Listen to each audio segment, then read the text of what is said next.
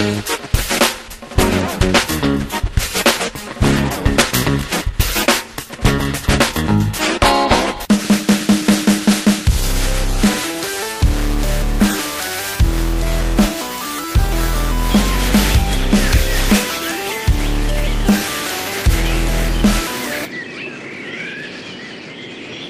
lebat yang terletak di pegunungan maupun di dataran rendah suatu saat dapat saja punah atau rusak.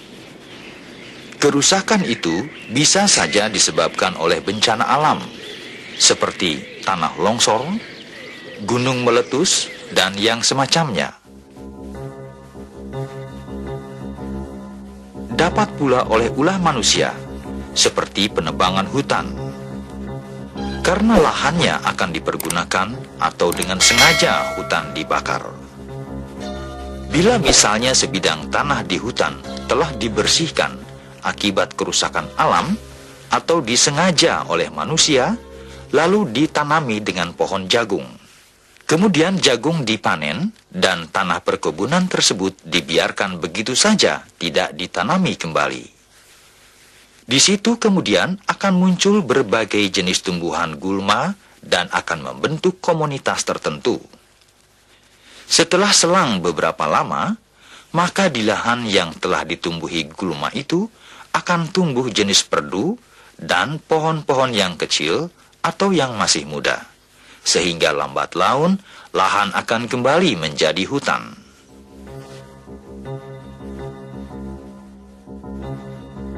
Bila selama berjalannya proses tumbuh itu, tanaman tidak diganggu dengan penebangan lagi, maka proses tersebut berjalan ke satu arah, yaitu dari gulma ke jenis perdu, lalu pohon-pohon muda.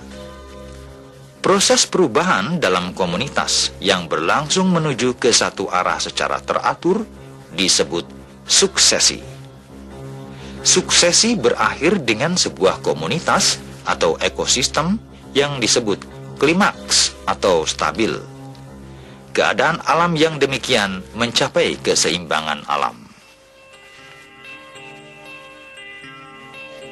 Ada dua macam suksesi, yaitu suksesi primer dan suksesi sekunder.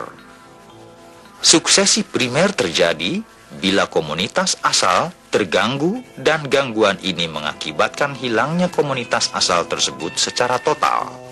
Sehingga di tempat komunitas asal itu berbentuk habitat baru atau substrat baru. Dan pada habitat baru ini tidak ada lagi organisme pembentuk komunitas asal yang tertinggal.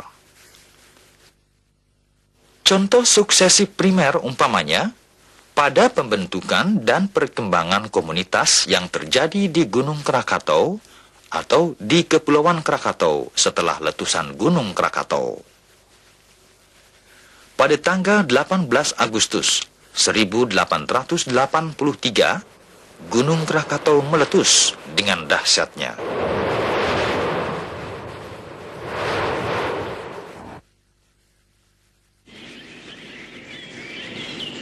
Setelah diteliti para ilmuwan, 3 tahun setelah meletus, komunitas berkembang di daerah sekitar Krakatau.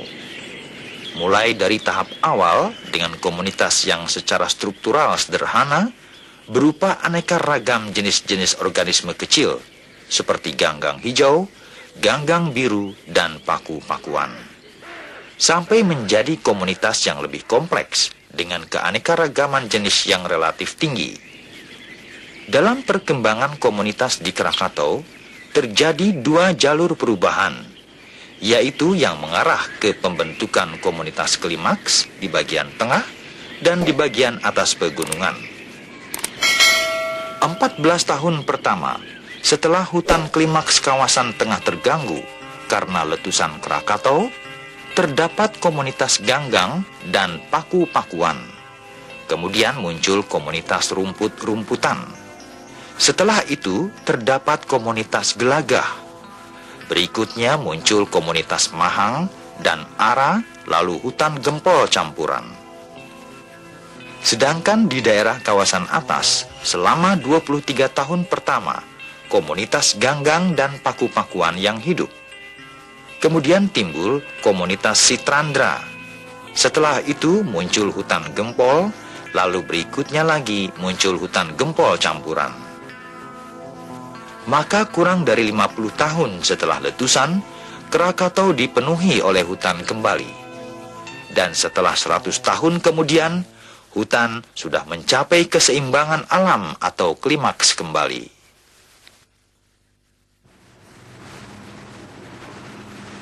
Kemudian suksesi sekunder terjadi bila suatu komunitas atau ekosistem terganggu, baik secara alami atau karena ulah manusia.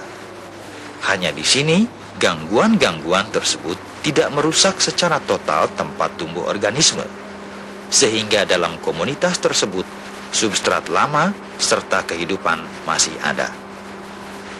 Dengan demikian, pada suksesi sekunder, biji-biji dan benih yang membentuk komunitas pada tahap awal bukan saja berasal dari luar, tetapi juga dari dalam habitat itu sendiri.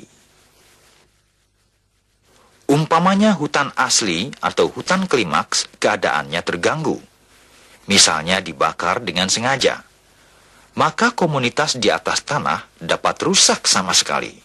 Tetapi di bawah tanah mungkin ada bagian-bagian yang tidak terlalu parah kerusakannya, sehingga di situ masih ada biji-biji benih tertinggal dan tumbuhan tersisa berupa tunggul atau akar tinggal. Kemudian karena hilangnya komunitas tumbuhan di permukaan tanah dan menerima sinar matahari serta curahan hujan dengan langsung.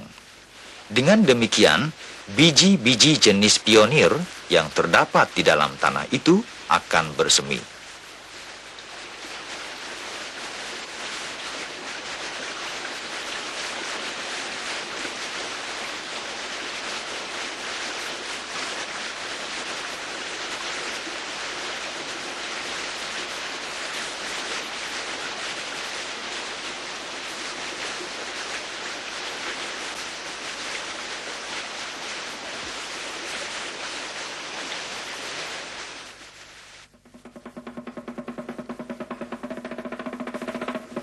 Contoh suksesi sekunder ialah pada proses suksesi hutan alam atau hutan klimaks tanah rendah di daerah iklim basah yang ditebang habis. Setelah beberapa lama di hutan yang telah dirusak itu, tumbuh komunitas rumput pahit. Bila keadaan tanah tidak digarap, maka komunitas berikutnya yang terbentuk adalah belukar muda, seperti perdu terna dan pohon-pohon. Bila belukar muda dibiarkan tanpa gangguan, maka tahap berikutnya akan berbentuk belukar tua atau hutan muda yang mempunyai keanekaragaman jenis tumbuhan yang tinggi. Bila hutan muda ini tidak mendapat gangguan, maka akan terbentuk hutan klimaks dan suksesi pun berhenti.